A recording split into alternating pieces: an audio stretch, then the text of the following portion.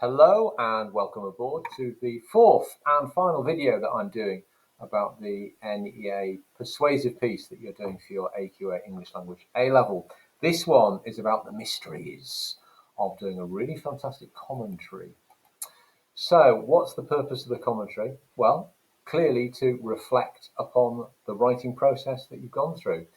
And what you'll be doing is that you'll be evaluating your style model, and you'll be thinking about the ways in which your style model has influenced your own writing.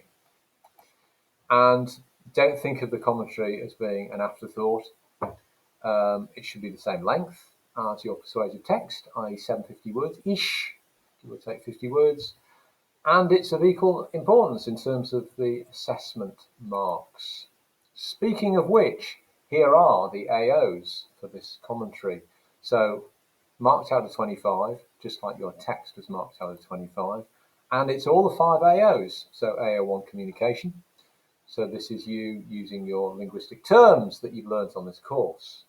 And this is you using really nicely controlled, technically accurate written expression. That's AO1.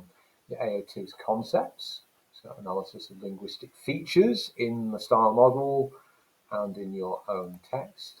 You've got AO3, which is about meanings and representations. So it's about the ideas in your style model and your text. And it's also about the contextual variables that influence the writing in your text and in the style model. That's AO3. AO4 is about linkage. It's about comparison. It's showing similarity and differences between your text and your style model. And then finally, AO5 is creativity. So this is your ability to write a commentary accurately, coherently, with a coherent structure to guide your reader through it.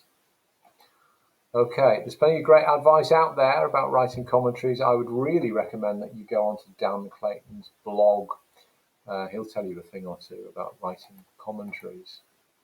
Right, what's a really strong commentary mark then? So level 5, this is between sort of like 21 and 25, AA star.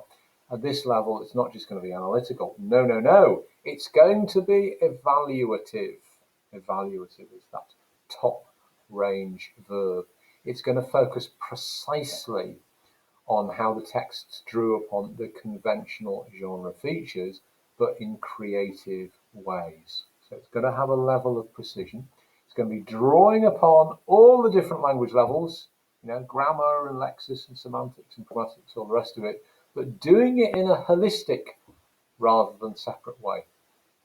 And it's going to be written so that you, the reader, are guided through.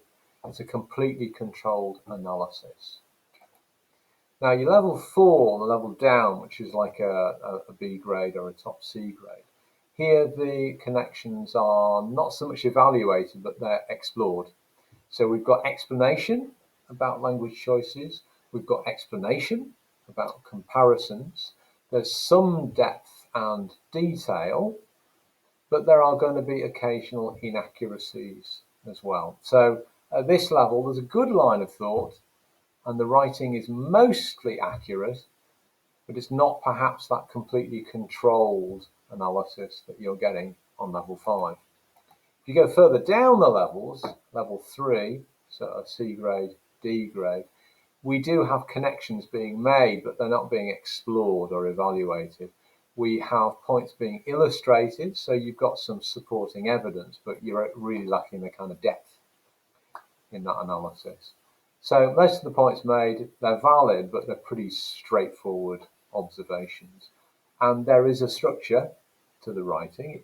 It's clear, but you wouldn't exactly say that it's guiding the right reader through the ideas. It may be a bit kind of mechanical. When you get down into the level 4, which is like your E grade, these connections that the student is making are pretty obvious and literal. So there'll be some identification of contextual things, but not really very much satisfactory exploration of them. And terms will be used, but quite often in an inaccurate or inappropriate way. And what you're getting at this level, certainly, I mean, you're getting it a little bit at the next level up as well, but it's your disruption of the reader's concentration. It's difficult at this level as a marker and a reader to keep concentrating on the ideas, because there is a lot of inaccuracy and a lot of clumsiness in the phrasing. Down here amongst the dead, we have level 5. So if you write a commentary, and I've marked these where people have only written about their own text, they've thought, it's me, it's all about me.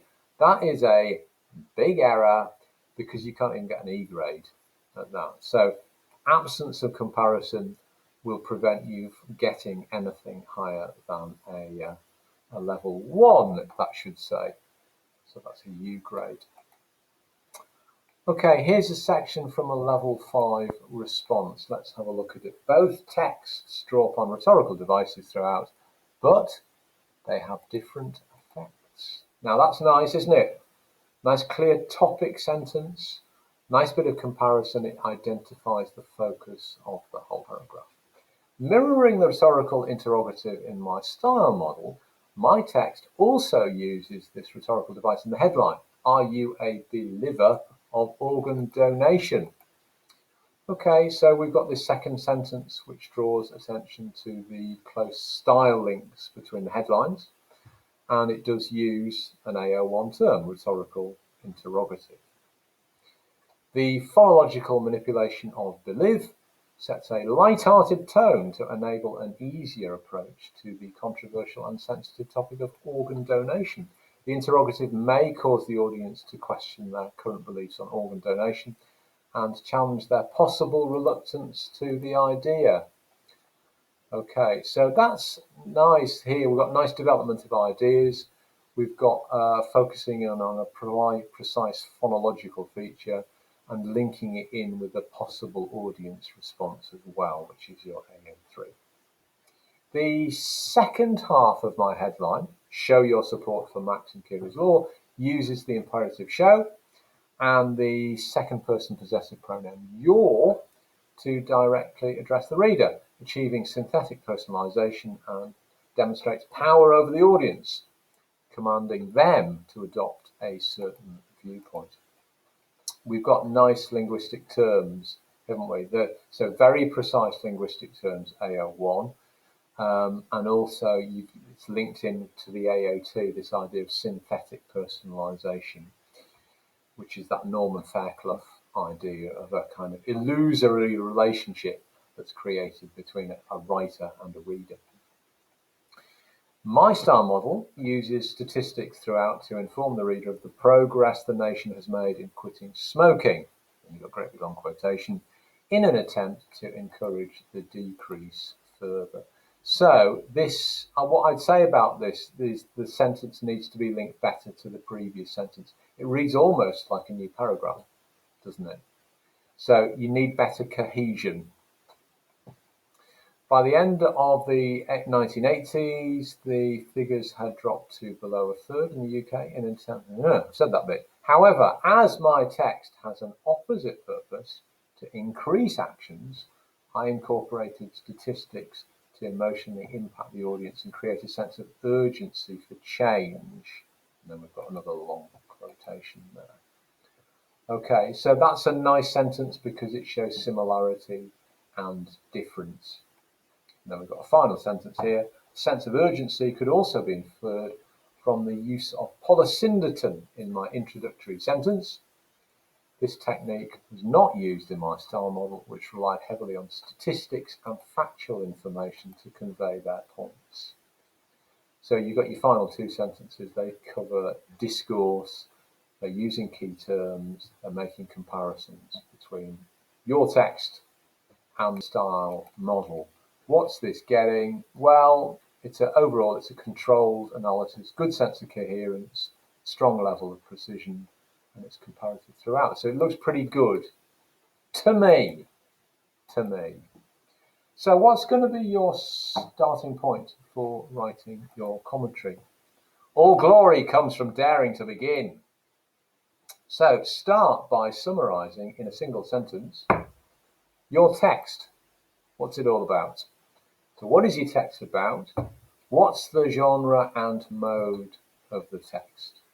You know, is this a magazine article? Is this a newspaper article? Is this a script for a speech? What's the genre and why? Why have you attempted to do this particular task? What was the inspiration? Why did you choose this particular topic? Try and show that you're personally invested in the subject in some way. What are the, not only primary purpose, which is clearly to persuade or argue, but what are also the secondary purposes as well? So what are you wanting the reader or the listener to think and feel at different points of your text? And talking about your audience, who is your audience? Who's your implied audience? Who would most appreciate your text? Is it age specific? Is it gender specific? Is it class specific? Is it a listener? Is it a reader? So throw in something about your implied audience. Now, here's a not very good start to a commentary. Quite often people's first drafts, first paragraphs look like this. The text I've chosen to produce is an article for a newspaper. Having read and analysed several texts in this genre, I decided to emulate the key features. The topic that I chose was about the risk of vaping. I chose this topic because I'm interested in the subject and I've conducted quite a lot of research about it. The primary purpose of the text is to give information about vaping and to persuade people to stop or never start this habit. Although my intended audience is a reader of a tabloid newspaper, it can be understood by all ages. That's 100 words. Now, it's not very good, that, in terms of an A-level piece of writing. It would do you okay at GCSE, but at A-level it's not very good. Look at that opening. It doesn't require a whole sentence simply to state the genre of the text. You could start with a noun phrase that says, my newspaper article, and there you are, you've done it in 3 words. What you're trying to do is be incredibly concise here. You're trying to be succinct. You're not trying to use up loads of words. You're going to try and be as mean as possible with your words. Look at that second sentence. Having read and analysed several texts in this genre, I decided to emulate the key features. Well, duh! That's completely redundant. It's stating the obvious. Of course you've read and analysed other texts. It doesn't need saying. The topic that I chose was about the risk of vaping.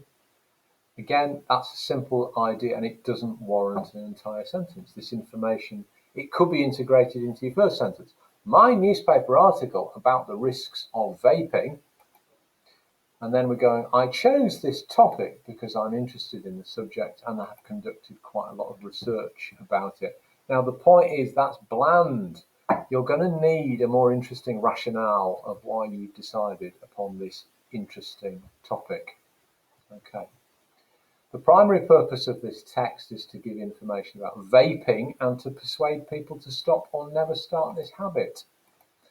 Okay, so this penultimate sentence is reasonable, but it needs to state persuasion as the primary purpose. And it also might mention that the piece is designed to argue a case. So it needs a bit more subtlety and a bit more sophistication in the level of the comment. And look at the final sentence. Although my intended audience is a reader of a tabloid newspaper, it can be understood by all ages. Tabloid newspaper, too vague. What is it? Is it the Daily Mirror or the Sun or the Daily Express or the Daily Mail? They've all got different demographics. So don't just say a tabloid newspaper. And when you say it can be understood by all ages, could it be understood by my 8-year-old cousin?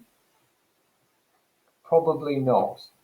So I've given that opening a really good kicking there, and here's an alternative to something that's much better. Have a look at this. So my text, an opinion article for the middle-brow right-wing tabloid newspaper, the Daily Mail, aims to raise awareness of the health and social risks caused by vaping. A current and controversial topic, the issue of vaping, allowed me to deliver a strong dogmatic message of disapproval, which might appeal particularly to the older, more socially conservative target reader, perhaps reinforcing their already pre-existing hostility towards a recent social development. And that's only done in 69 words. That's much better, isn't it? If you look at that first sentence, it's compact, it's precise, it specifies the publication, it declares the topic and the purpose very, very succinctly. And then your second sentence is also concise. It provides a rationale for the topic area, and it links the purpose to the likely response of the implied reader.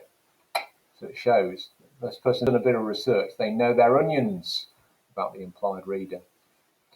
Okay, so it usefully demonstrates some research into the typical target audience profile. That's much better, and it's done in fewer words.